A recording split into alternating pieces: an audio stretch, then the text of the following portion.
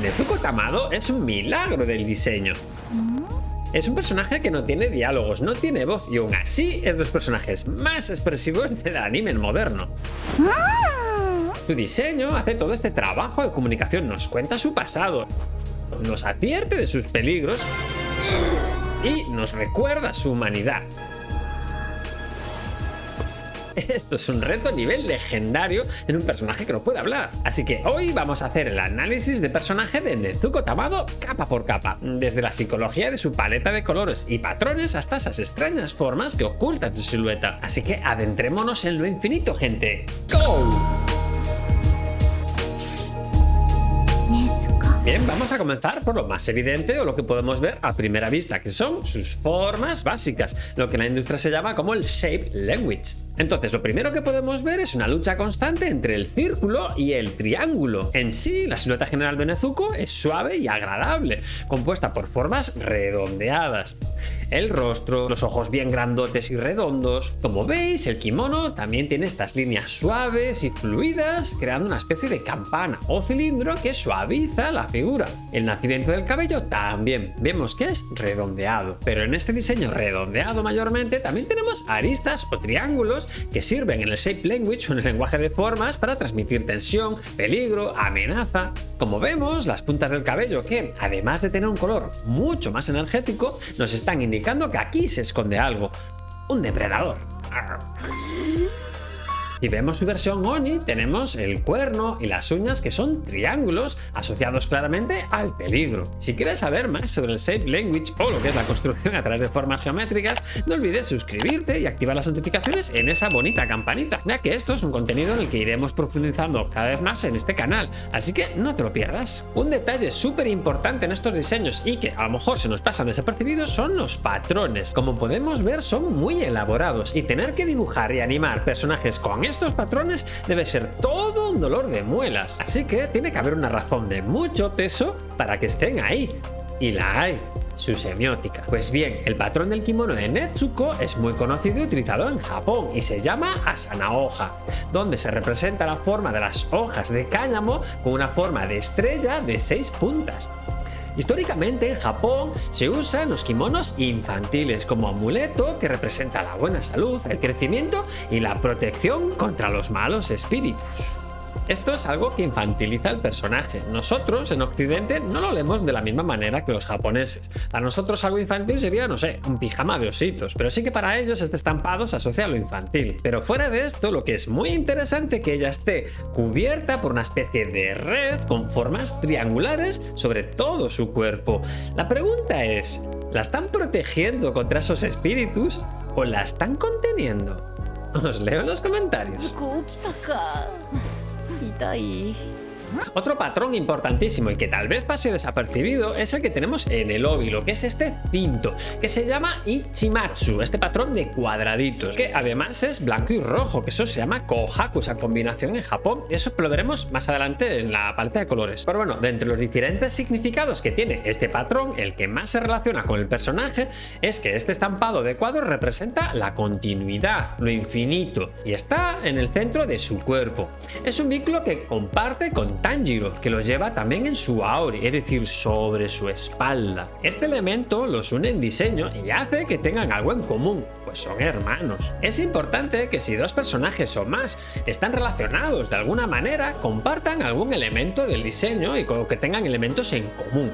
Esto lo vimos también, por ejemplo, en el diseño de Aeris, que tenía muchos elementos en relación con su Oni-chan Sephiroth. Y ya para cerrar este bloque de formas y detalles, nos vamos al Shadow Test, lo que es la silueta en negro. ¡Hey! ¡Alto! ¡Stop! Diréis muchos que me falta analizar el bambú que está mordiendo, ¿verdad? Este bozal que lleva en la boca. Y sí, lo vamos a ver, pero lo prefiero ver en la paleta de colores, que es dentro de un ratito, porque considero que el color amplifica muchísimo la función que tiene dentro del diseño. Bien, ahora sí, cuando ponemos la silueta en negro, si dividimos esta silueta a la mitad, su diseño es prácticamente simétrico. Pero prácticamente, porque como podemos observar, hay un detalle que rompe esta simetría, y es el lazo en su pelo.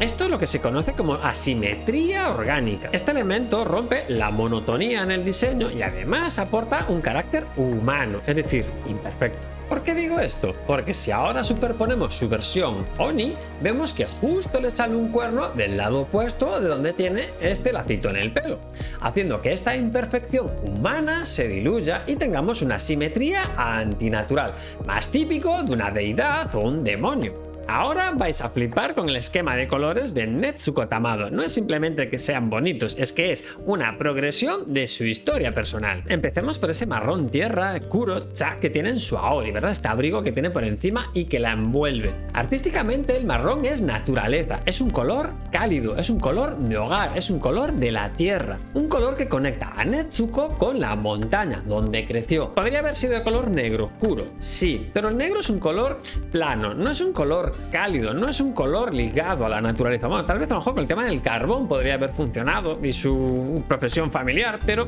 en sí el color negro es un color del vacío. Estaría bien si ella fuese una villana, pero no lo es. Continuamos con el rosa clarito que tiene sobre su kimono Sakura Hiro, que es el color de la flor de cerezo o cómo se representa la flor de cerezo. Bien, este color representa la belleza efímera, lo femenino, pero sobre todo en Nezuko, la suavidad. Me explico, este rosa en concreto es el color más suave que podemos encontrar en una paleta cromática. Es un tono que invita a abrazar, a achuchar. Es el color que se les pone a las nubes de gominola y esto hace que Nezuko visualmente se sienta blandita, cálida, tierna, quedando completamente fuera de lugar de un mundo rodeado de espadas y demonios.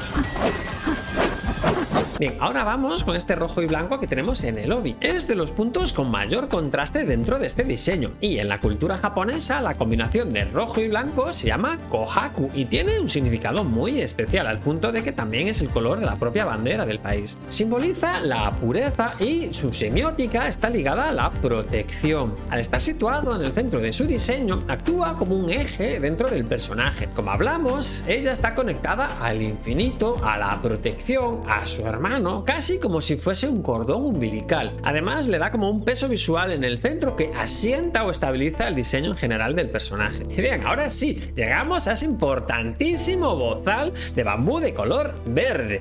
Sí, verde, porque podría haber sido amarillo, pero os aseguro que perdería toda la gracia. Bien, ¿y por qué está tan bien puesto este color verde sobre este elemento en su diseño? Porque es un color, redoble de tambores, frío. Los que hayáis visto mis vídeos sobre teoría de color seguro que os habíais dado cuenta. Los que no, tenéis el enlace en la descripción del vídeo para acceder a este curso completo de teoría de color y así podéis apreciar estos matices. Bien, pero además de ser el único color frío dentro de esta paleta de colores cálidos, el marrón, el rosa, el rojo, además de todo esto es un color, redoble de tambores otra vez, complementario. Es el color complementario del rojo, ergo del rosa. Es decir, es el color completamente opuesto de los colores rojo, rosa. Esto genera el mayor contraste cromático dentro de este diseño, respetando luminancias y saturación. Pero la pregunta de todo esto es ¿por qué? ¿Por qué es necesario potenciar tantísimo un elemento que ya de por sí con sus propias formas ya es muy llamativo? Por su función. Es un freno visual que genera tensión, una tensión que nos guía por el diseño hasta la mirada del personaje. Sí, es un elemento que nos empuja a ver los ojos de Nezuko, que es el elemento más expresivo que tienen, sobre todo porque no puede hablar. Y ya por último tenemos por supuesto este degradado en el pelo. Las puntas pasan de un negro a un tono naranja, vermillón, que visualmente rompen la silueta oscura que tiene el personaje. Esto ayuda a que se vea bien en escenas oscuras, dinámicas, con movimiento, además de que nos avisan de que el personaje es peligroso. Y ya para finalizar podemos analizar también el acting que tiene el personaje, es decir, los gestos, las poses, cómo se mueve. Bien, en su versión estándar vemos que tiene una postura compacta, recogida. Suele tener los brazos cerca del torso, es una silueta hacia adentro que intenta ocupar el mínimo espacio posible, literalmente, porque se tiene que meter en una caja. Vemos también que los pies apuntan hacia adentro, muy típico de la estética moe japonesa. Esto denota timidez, transmite fragilidad, vulnerabilidad. En cambio, en su versión Oni tenemos una postura expansiva, ¿verdad? Su espalda ya se echa hacia adelante, sus extremidades se alejan del cuerpo. El gesto se vuelve tensional. Ya no busca esconderse, busca intimidad. Es una silueta hacia afuera que reclama su espacio, al contrario de su versión estándar, que es una silueta hacia adentro que intenta ocupar el mínimo espacio posible. Y ya ves, en este mundo tan rápido donde el contenido se devora, se engulle y sin apenas tiempo para apreciar nada, está muy bien a veces pararse